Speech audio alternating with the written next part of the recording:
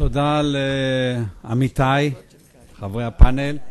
תודה לכם. יוצאים להפסקה של 15 דקות. האמת שברמת התחושה שלי הדבר שאני הכי רוצה זה לשתוק ולתת את 2 דקות מתנה למיכאל ביטון, כי אני חושב שמה שחשוב במקרה דנן של אמון,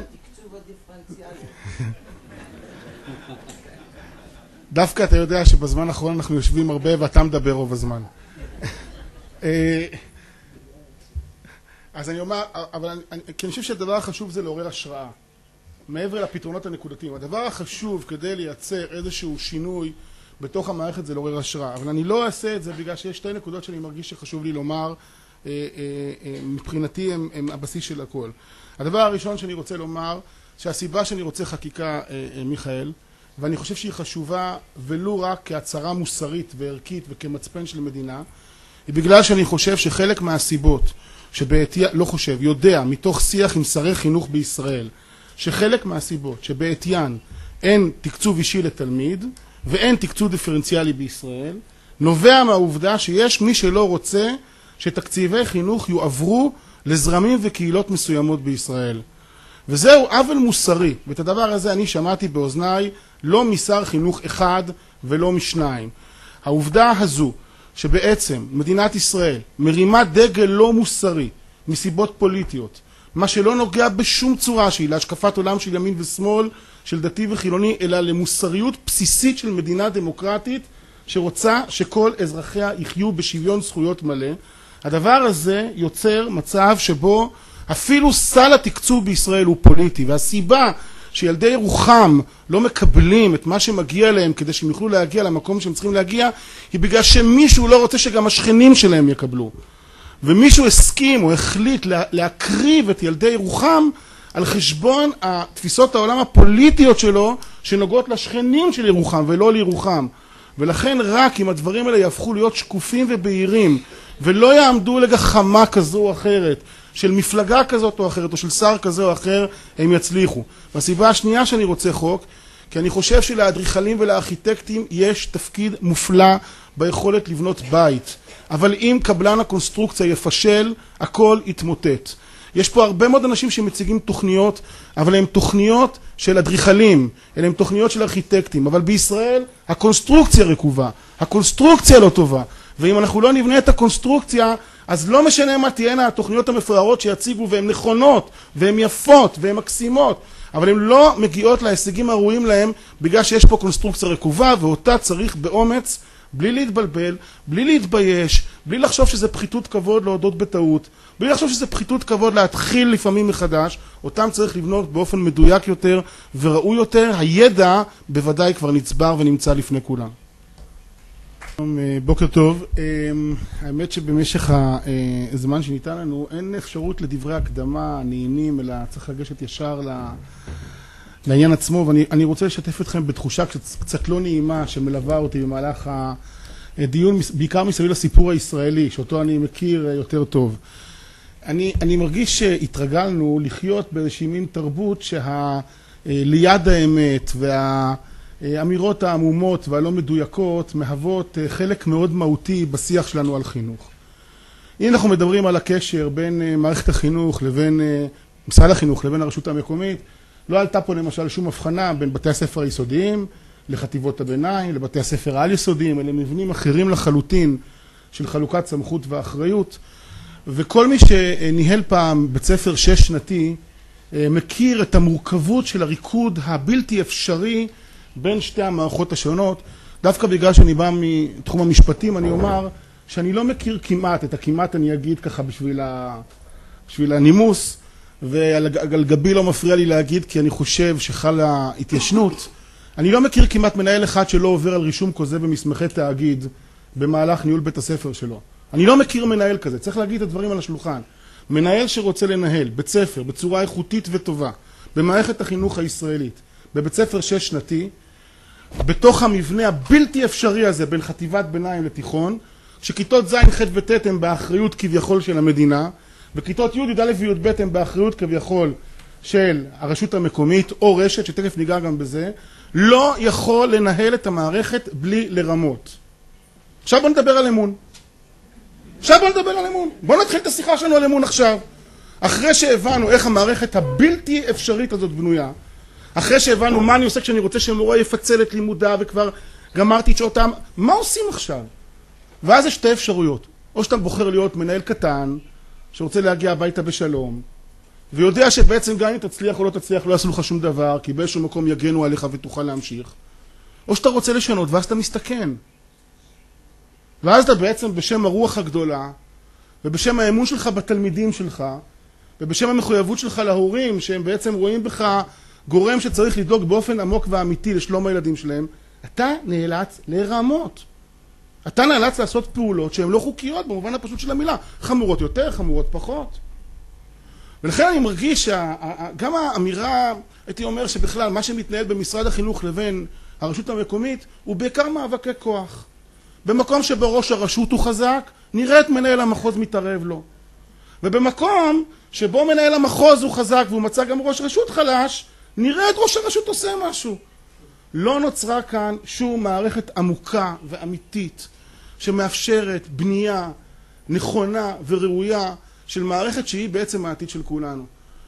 ואחד הדברים שאני למדתי בכנס הזה מהמשתתפים במדינות האחרות, מה שלא למדתי מכל המשתתפים מישראל, שחלק מתהליך התיקון נובע מכך שאתה מודה בבעיות שלך. ואתה אומר מה לא בסדר אצלך. שמעתי פה כמה דוברים מאוד מאוד מרכזיים מישראל, ושאלתי את עצמי אם אני חי באותה מדינה, הכל כל כך נפלא, ויש כך הרבה דברים שהצליחו, איזה מין צ'קליסט, רשימה כזאת של כל הדברים הנפלאים שנעשים כאן, ובאמת נעשים כאן דברים נפלאים, שלא תהיינה הבנות, יש דברים טובים מאוד שנעשים במדינת ישראל, אבל משהו במערכת הזו רקוב מיסודו, והוא מכריח שינוי מהותי. אני מאמין שאנחנו לא נוכל, השלב הראשון של התיקון הוא הודעה באמת, והודעה באמת היא שהמבנה הזה של המערכת, שנובע בעיקר מחוסר אמון בין השותפים השונים, לא מאפשר פעילות חינוכית עמוקה, אמיתית וראויה, שתאפשר למנהל בית הספר, בעיניי הוא המנהיג החינוכי המרכזי, שתאפשר למנהל בית הספר להוביל את הבית ספר שלו להישגים הראויים. יש הרבה רצון טוב, אני לא יודע אם אתם יודעים, יש פה משהו נורא מביך. הבית ספר שאני עומד בראשו עדיין עובר ממחוז מרכז למחוז תל אביב. ומעוד חודש חיה הופכת להיות הבוסית שלי. ואני כל הזמן עוסק בשאלה, אני מסתבך עם מנהלת המחוז החדשה שלי, מה יהיה איתי עוד מעט? אז לפני כן אמרתי לה שאני מבקש סליחה מראש, זה על המנהלת הקודמת, זה לא עליה. לגופו של עניין... זה גם לא על המנהלת, היא שייכת למערכת. כן, על המערכת הקודמת, לא על המערכת... סתם.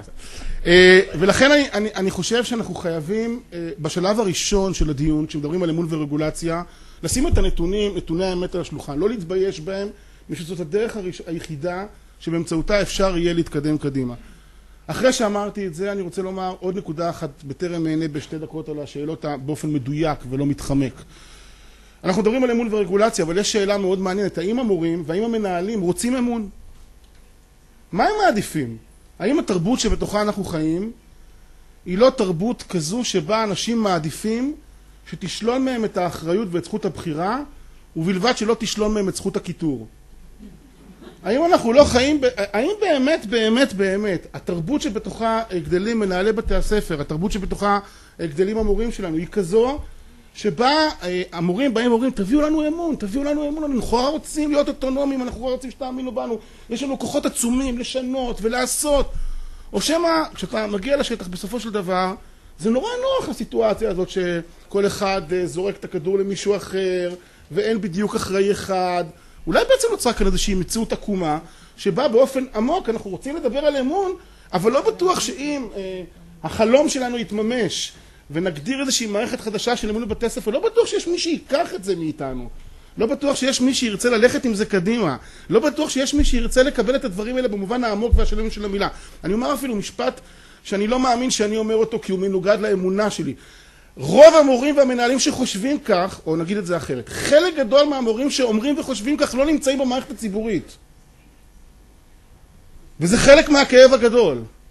חלק גדול מהאנשים שרוצים אוטונומיה ורוצים חירות ורוצים אמון גדול ורוצים לקחת יותר אחריות ומאמינים ביכולתם ורוצים לשנות מעומק, לצערי הרב ולבושתי, לא נמצאים בהכרח במערכת הציבורית. הם נמצאים במערכות סמי-ציבוריות, לא פרטיות, אלא כאלה מין מערכות ביניים, ששם באמת חלק מהגדרת המוסד מעניקה אוטונומיה. לכן, עכשיו אני עונה לשאלה שלך במדויק, נשארו לי 3 דקות ואני אעמוד בהם, אל תדאג. האם צריך להסדיר מחדש את מערכת היחסים בין המדינה לשלטון המקומי? התשובה החד משמעית לטעמי היא כן. וחלוקת האחריות צריכה להיות מאוד פשוטה. מדינת ישראל, בתור מי שאחראית לחינוך, חייבת להגדיר, להיות הרגולטור, להגדיר את תוכניות הלימודים, שדרך אגב לא תתפרסנה על 100% משעות הלימוד, כי צריך להשאיר זמן לקהילה ייחודית, לבית ספר, לתפיסות עולם חינוכיות מיוחדות. צריך להשאיר זמן גם לפואמה הפדגוגית להתנגן בתוך גבולות בית הספר. לטעמי כ-60%, אבל זה נושא לדיון, לא ניכנס לזה עכשיו. מדינת ישראל צריכה לייצר מערכת של אחריות ברורה ומוגדרת. אני תמיד אומר שגבולות מגדירות חופש, וכדי להגדיר את החופש הזה צריך ליצור את הגבולות הראויים שיאפשרו לכולם לשחק בתוך הגבולות האלה. מדינת ישראל חייבת להגדיר באופן ברור את אותה תוכנית לימודים ואת אותו סל תלמיד שכל אחד ואחד בישראל צריך לקבל. אבל היא גם צריכה לפקח על זה. צריכה לפקח על זה במובן הרבה יותר עמוק והרבה יותר רציני ממה שהיא עושה היום. באחת מהפעמים שבהם הייתי במצוקה והיה חסרות לי שעות, זה בדרך כלל מתברר בישראל באופן מאוד מאוד מעניין, תמיד 3 חודשים אחרי שהתחילה השנה, זה משהו כזה נורא מיוחד פה בארץ הזאת, שבערך ב3 חודשים אחרי שהתחילה השנה אתה פתאום מגלה שחסר לך שעות, ואתה המנהל פתאום מוצא את עצמך תלוי בין שמיים וארץ, ואבי אומר לי תיסע למשרד החינוך, ומשרד החינוך וכו' וכו', זה מין מציאות כזאת מאוד מוזרה. אז שאלתי את המפקח שלי, אבל מה התפקיד שלך? תעזור לי. ואז מסתכל עליי בעיניים נוגות. שוב, זה לא משקף את כל המפקחים, אבל פשוט בגלל שפרופסור לוין, שאני מאוד מעריך ונפגש איתו לא פעם ראשונה, התחיל בחיתולים, אז אני מרשה לעצמי לומר שהוא אמר, סליחה, פרופסור גלנור, אז הוא אמר, אני שותה קפה בבית ספר שלך, והולך לשירותים בבית ספר הבא.